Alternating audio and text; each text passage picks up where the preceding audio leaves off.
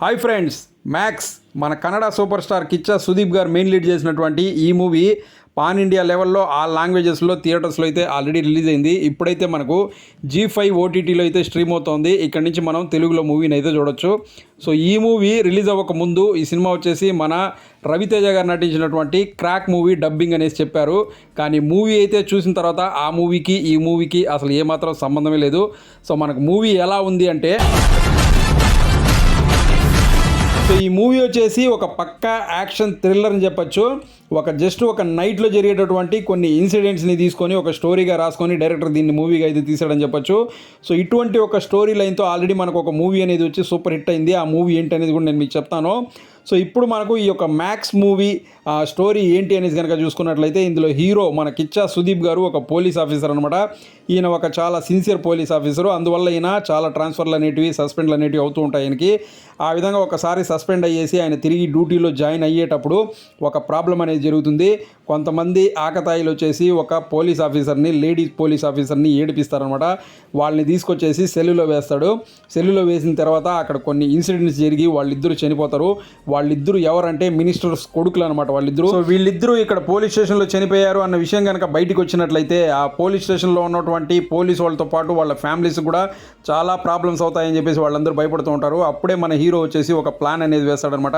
ఇంతకీ హీరో వేసినటువంటి ఆ ప్లాన్ ఏంటి, ఆ ప్లాన్ వల్ల వాళ్ళకి వచ్చినటువంటి ప్రాబ్లమ్స్ ఏంటి, ఇంతకీ మినిస్టర్స్ కొడుకుని ఎవరు చంపేశారు, ఎందుకు చంపేశారు, మినిస్టర్లకి ఈ విషయం తెలిసిన తర్వాత ఏం జరిగింది, ఈ ప్రాబ్లంలో నుంచి పోలీసు వాళ్ళు ఎలా బయటపడ్డారు అనేది మనం మూవీలో చూడాల్సింది అనమాట.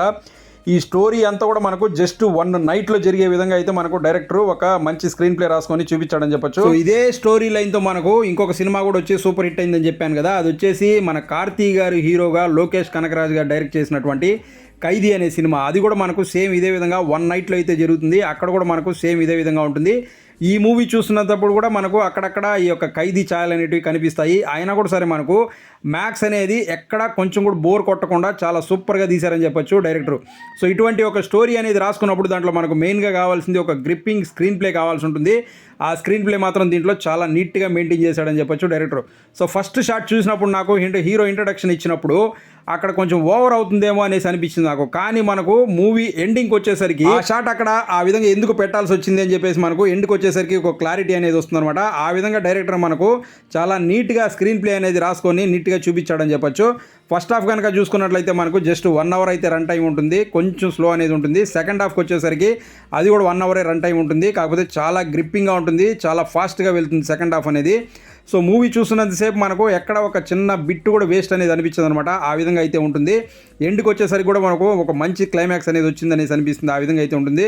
సో డైరెక్టర్ ఏదైతే చెప్పాలనుకున్నాడో దాన్ని చాలా క్లారిటీగా, చాలా నీట్గా జనాలకు అర్థమయ్యే విధంగా చూపించాడని చెప్పొచ్చు అనమాట.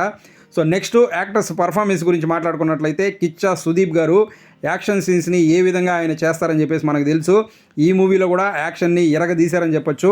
ఆయన యాక్టింగ్ మాత్రం సూపర్గా ఉంటుంది. ఆయన చాలా నీట్గా చేశాడని చెప్పొచ్చు. సో నెక్స్ట్ ఇందులో సునీల్ గారు, వరలక్ష్మి గారు కూడా ఒక క్యారెక్టర్లు అయితే చేశారు. వాళ్ళ క్యారెక్టర్లు కూడా ఉన్నంతలో ఓకే అన్న విధంగా ఉంటుందన్నమాట. సో మిగిలిన వాళ్ళు కూడా వాళ్ళ క్యారెక్టర్స్ వరకు బాగానే చేశారని చెప్పొచ్చు. సో ఈ మూవీలో మ్యూజిక్ కనుక చూసుకున్నట్లయితే బ్యాక్గ్రౌండ్ స్కోర్ మాత్రం చాలా సూపర్గా ఉంటుంది. సో సిచ్యువేషనల్ సాంగ్స్ అనేవి ఉంటాయన్నమాట. ఓకే పర్లేదు అన్న విధంగా అయితే ఉంటాయన్నమాట. కెమెరా వర్క్ అయితే చాలా చాలా బాగుంటుందని చెప్పొచ్చు. నైట్ షాట్లే ఉంటాయి మొత్తము, వాటిని కూడా చాలా నీట్గా చూపించాడని చెప్పొచ్చు. సో ఓవరాల్గా మనకు మ్యాక్స్ మూవీ ఎలా ఉంది అంటే, మీకు కనుక యాక్షన్ మూవీస్ నచ్చుతాయి అనుకుంటే ఈ మూవీని ఖచ్చితంగా చూడండి, మీకైతే నచ్చుతుంది. నాకైతే మూవీ చాలా చాలా బాగా నచ్చింది. ఈ మూవీ ఫ్యామిలీతో కలిసి చూడొచ్చు అంటే చూడొచ్చు, ఎక్కడ అభ్యంతరకర సన్నివేశాలు అయితే లేవు. సో అది ఫ్రెండ్స్, చూసారు కదా. ఈ వీడియో మీకు నచ్చినట్లయితే లైక్ చేసి ఛానల్ సబ్స్క్రైబ్ చేసుకోండి. మీకు నచ్చే మరో మంచి వీడియోతో మీ ముందు మళ్ళీ వస్తాను. Thanks for watching this video. Thank you very much.